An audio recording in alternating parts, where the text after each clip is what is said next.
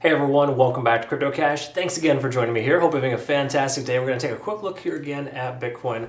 Slightly deeper dive. This is being a Monday. We're going to double check a few key factors, such as CME gap, perhaps a weekly candlestick closure, and some important factors I think that are relevant moving forward here. So, good news is we're in decent shape, but also due for a correction, I think, with our ABC pattern, potentially for a shorter time frame Elliott Wave pattern. So before we get started, I want to say thank you again to my community for some awesome feedback. Super happy it's working well for you, and yes, happy to provide some awesome results. 64% all profit targets achieved for Bitcoin.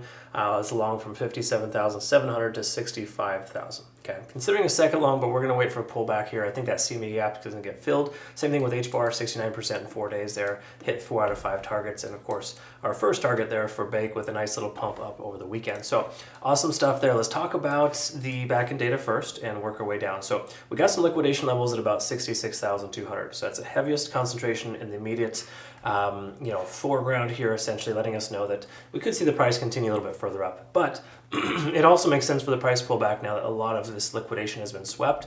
We could even very well be seeing the beginning of a power of 3 here, where we got this accumulation phase, and then this upper sweep, and then potentially a lower low here moving forward. So a lot of reasons why we just got to be kind of careful and not just jump right into an arbitrary long position. I think it's a little too early to tell, but once more, let's go ahead and double check some backend data here. So first of all, Bitcoin dominance, it's kind of hanging out right here. We got somewhat of a flag pattern here with Bitcoin dominance. I'm not super sold on patterns forming on Bitcoin dominance. I think that's kind of a bit of a stretch, but personally, if that were to be the thing, then we can see this here at this point. The price action could continue lower as Bitcoin dominance comes up. In other words, if Bitcoin dominance increases and the price of Bitcoin comes down, we could experience altcoins pulling back as well. So be kind of careful trading altcoins right now at this exact moment. I think we got to wait for Bitcoin to bottom out. And to touch on that bottom, if there is one, we can see the CME gap here getting filled partially. We got about 63,600 hit at this point here. Now I know what you're wondering. It's like, wait a minute, we are at 63,300 right now for Bitcoin. Why is it not filled? Well, there's always a bit of a lag, and the CME futures run on a different scale, if you will. It's more of the arbitrage is a lot different. So the simple way to understand it here is until that CME gap gets filled, we can expect the price of Bitcoin to continue to progress, probably lower until it bottoms out. So again, just because we fill that gap doesn't mean the price is going to stop, but it's common for the price action to continue the opposite direction when that happens. Either way, that is just a relevant thing we got to be mindful of, and it does look like that will probably get filled here soon. I posted a short on Twitter, Telegram, YouTube, the whole 9 yards there. I have kind of a fundamental aspect of things there, and I did touch on that this morning being a relevant thing, so thanks for the awesome feedback to everybody who's contributing to that. But the bottom line here is that with that CMA gap getting filled, we could see a bullish backtest here of this descending trend line. Okay, and that could be a positive sign in the overall sense of the big picture.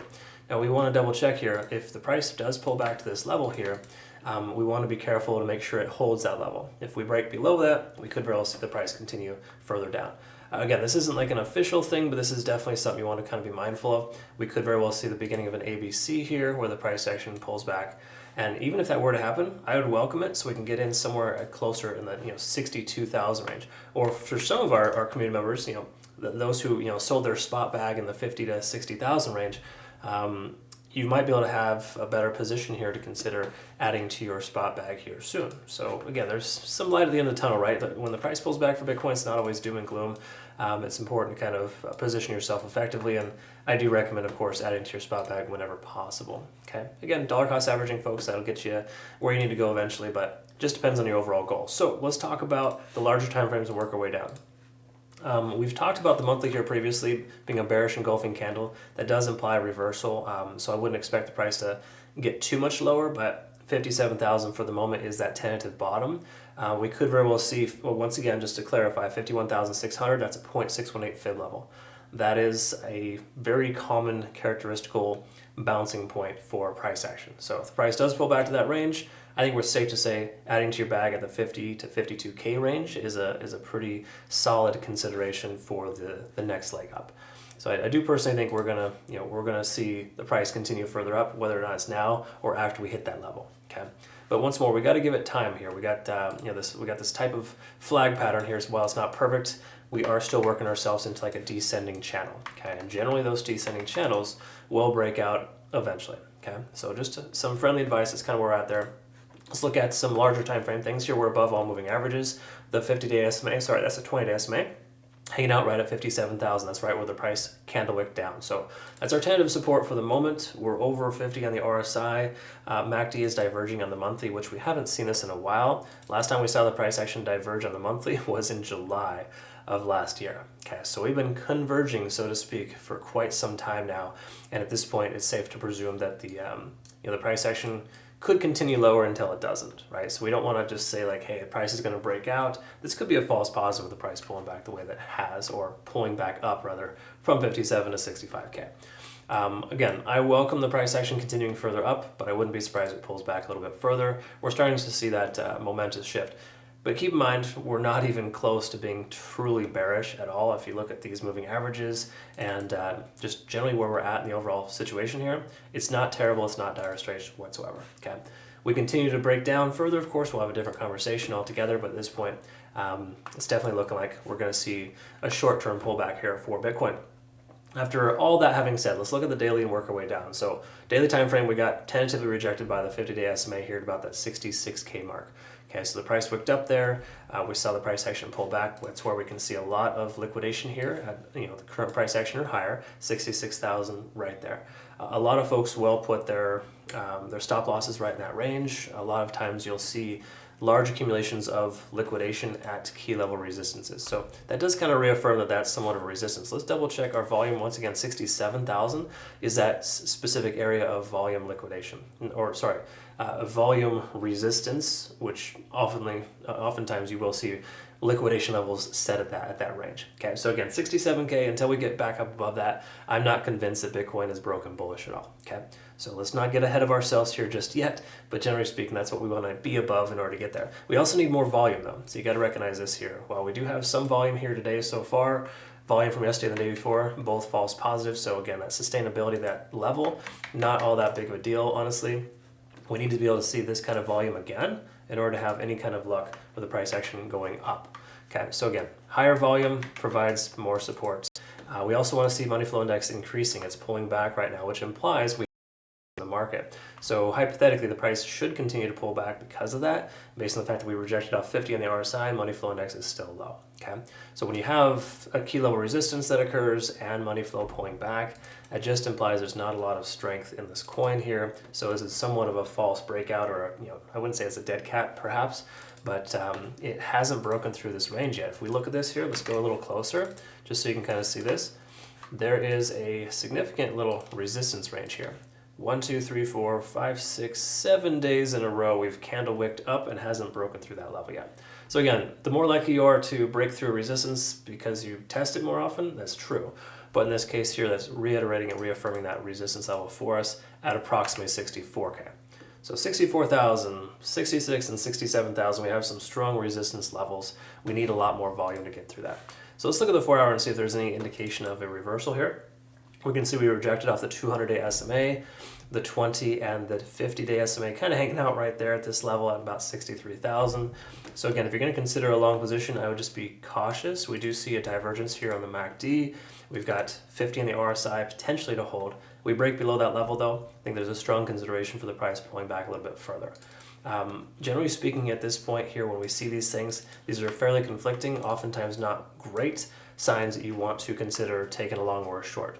It's kind of a little late to take a short, and honestly, at this point, the price could very well bounce here too, but it seems less likely the price is going to hold this level. So once that CME gap gets filled, which it is doing so right now, we could see the price reverse, but I would like to see how the price action holds here today. Can we hold this $63,000 mark?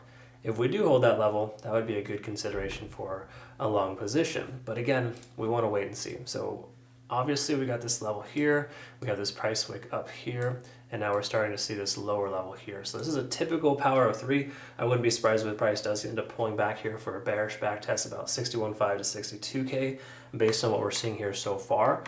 This is a very common trading pattern here. I have it highlighted in our education section, so if you're ever curious about it, it's an interesting thing the way that it works out, because there's smart money that accumulates, and there's a manipulation phase, which we saw just a moment ago, and then we've got the expansion, which we're seeing now. So the price is expanding down below that level.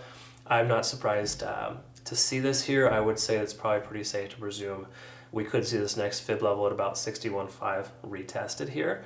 Once again, we do have somewhat of an Elliott Wave pattern here. We could see ABC as a lower low and lower high still to progress. So if the price does recover and bounce, I would expect maybe one more leg down before the price recovers. Again, I'm not truly bearish on Bitcoin, but nor am I bullish either, right? I'm remaining static, so to speak, keeping things fairly open. So again, we can hold this level at about 63,000 today. I think we're just fine. But once more, it's still a little too early to tell, so I just wait for a little bit longer for some confirmation.